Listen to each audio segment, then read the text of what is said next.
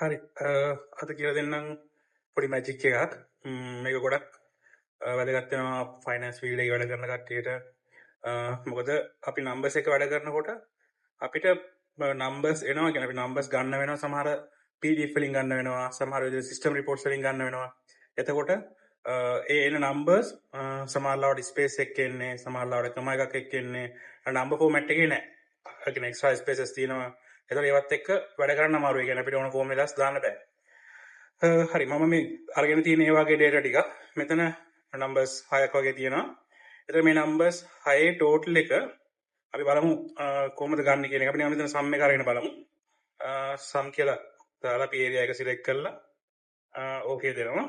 130යි එන්නේ. හැබැයි මෙතන අපිට පේනවා මේ දෙකේම එකතු 150යි.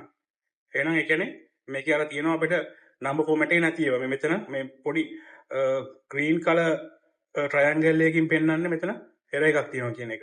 එහෙනම් මොනවා හරි error එකක්. මෙතන මේ උඩ කමා එකක් තියෙනවා මෙතන. ඒ වගේ මෙතන extra spaces තියෙනවා මේ number එකේ. එතකොට ඒවා number එකක් විදිහට sum එකට total වෙන්නේ නැහැ. හැබැයි අපිට පුළුවන් පොඩි magic එකක් කරලා මේක නැති කරන්න. අපි ඒකට use කරනවා double dash. හරිද? බලමු කොහොමද කරන්න කියලා. අපි ආයෙම sum formula එක දෙනවා.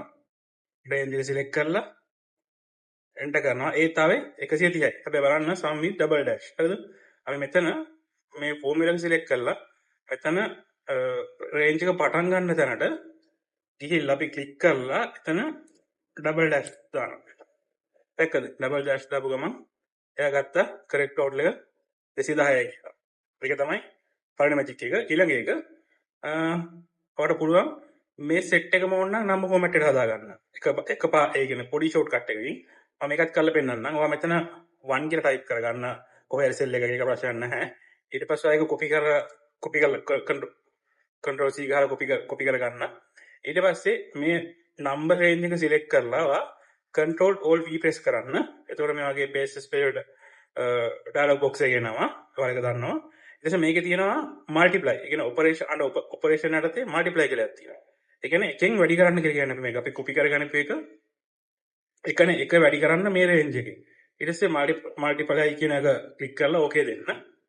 දැක්කද? ඒක ඔටෝමැටිකලි මේ sum එක එයා හදාගත්තා. දැක්කද? ඒක තමයි දෙවෙනි මැජික් එක.